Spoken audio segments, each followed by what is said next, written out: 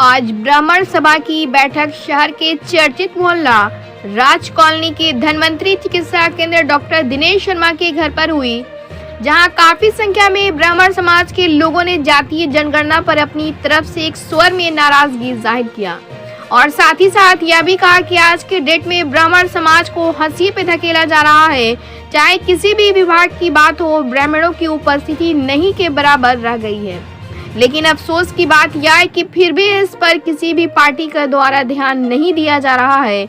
यह बहुत ही दुखद विषय है। अखिल भारतीय ब्राह्मण महासभा का जिला अध्यक्ष डॉक्टर दिनेश शर्मा ने कहा कि हम लोग राज्यपाल से मिलकर बहुत जल्द ही इस जातीय जनगणना को रद्द करने की मांग उठाएंगे, क्योंकि इसमें हमारी संख्या को काफी कम दिखाया गया है। इसमें शहर के नामी हस्तियों ने अपना विचार व्यक्त किया, जिसमें पैक्स अध्यक्ष रामजी मिश्रा, बलराम तिवारी, मुक्ति नारायण मिश्रा, फूलन पांडे, संतोष मिश्रा, विनोद तिवारी, संजय तिवारी इत्यादि काफी सारे लोगों ने अपने विचार प्रकट किए और धरना प्रदर्शन के लिए भी अपनी रणनीति तैयार करने पर जोर दिया। अंततः सभी ने एक स्वर में निर्णय लेकर जातीय जनगणना का विरोध दर्ज कराना ही उचित समझा।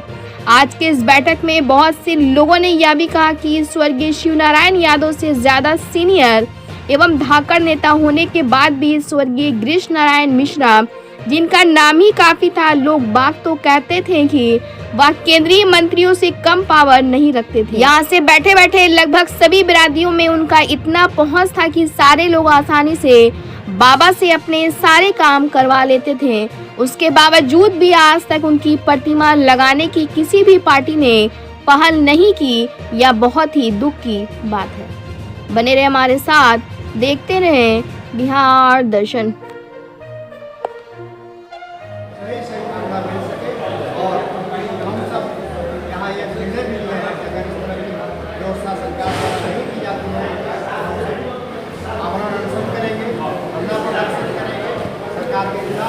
और आगे जो भी रणनीति हमारे सभा द्वारा आयोजित की जाएगी उसको करने के लिए सरकार जो जनगणना की पूरी तरह से गलत मान सकती है।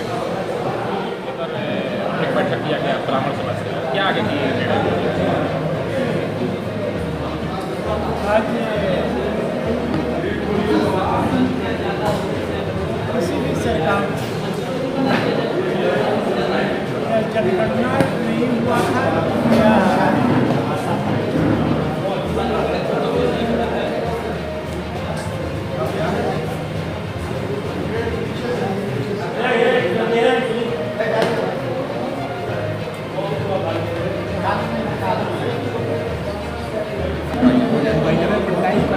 हम सब शेयर करते हैं आधा घंटा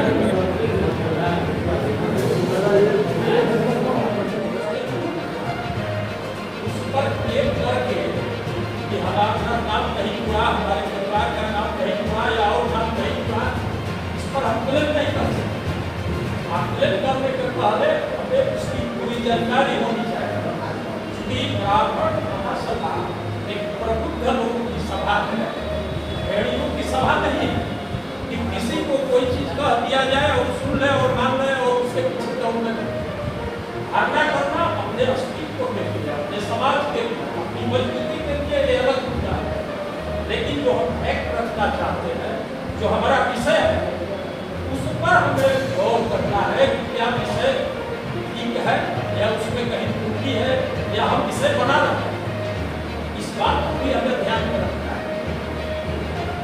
अभी जो गणना का एक प्रारूप हमारे सामने जो है, सबसे ज्यादा संख्या यादवों की है 14.2। उसके बाद में जो दिखाया गया है पासवानों की संख्या 5.2। हमारे यहाँ कोई सवाल है जो बिहार की मैं बात कर रहा हूँ और 0.21%। उसके बाद ब्राह्मण आते हैं 3.65। उसके बाद राजपूत की संख्या और 3.45%। हमारे यहाँ उसके बाद बिहार जाते हैं, इनकी संख्या है 2.86%। उसके बाद जब आते हैं तो हमारे नीतीश जी जो सरकार में है उनकी संख्या लगभग 86 के कायस्थ समाज है उसका लगभग 1%। पूरे फॉरवर्ड जिसकी हम चर्चा कर रहे हैं समृद्ध ब्राह्मण के साथ फॉरवर्ड की संख्या है 15% के नीचे है, 0 है।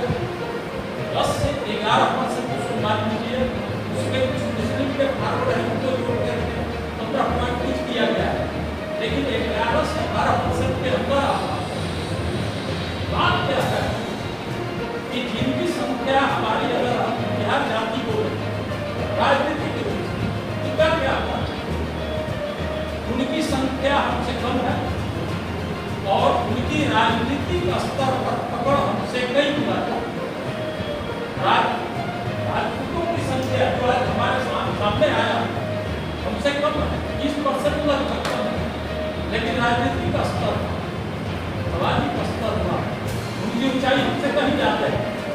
हमें इस बिंदु पर विचार करना चाहिए कि हम पिछड़ते हुए हैं, हम नीचे क्यों आ रहे हैं।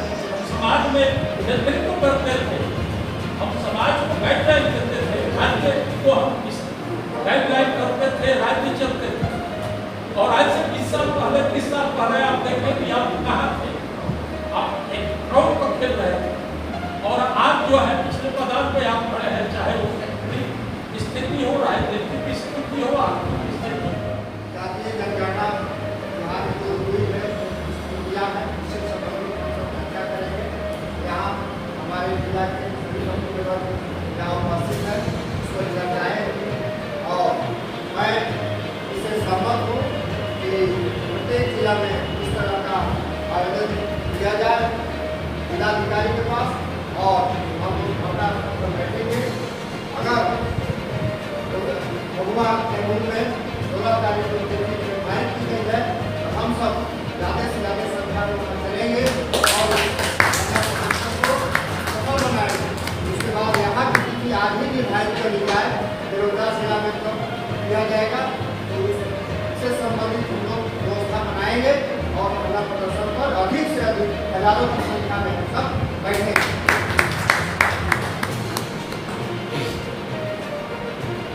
और यहाँ के लिए समय निर्धारित कर लिया जाए, तिथि निर्धारित कर लिया जाए और हम सब मिल करके जितने व्यक्ति हैं सभी 30 आदमी को यहाँ लाएंगे और धरना प्रदर्शन पर बैठेंगे रोहतास जिला में। वहाँ के लिए हम लोग कोशिश करेंगे कि ज़्यादा से ज़्यादा संख्या में हम लोग धरना चलें, आरा चलें, जहाँ चलने की जरूरत है वहाँ चलेंगे, अपने अस्तित्व को नीचे नहीं गिरने देंगे। ऊंचा उठाने के लिए हम सब बलिदान करने के लिए भी तैयार हैं।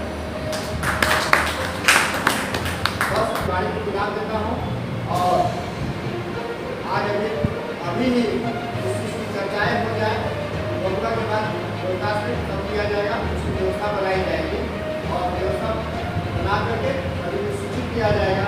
आप सबको नम्र निवेदन है कि आप ज़्यादा से ज़्यादा संख्या में आए। सबका विचार सराहनीय है, हमारे ओझा जी का भी विचार सराहनीय है, हमारे मुख्य शिक्षा जी का विचार बहुत ही सराहनीय है, सब सराहनीय है। लेकिन अंततः हम सब ब्राह्मणों को नीचे गिराया जा रहा है, उसको देखते हुए हमें भी क्रांतिकारी बनना पड़ेगा और बनकर रहेंगे। बस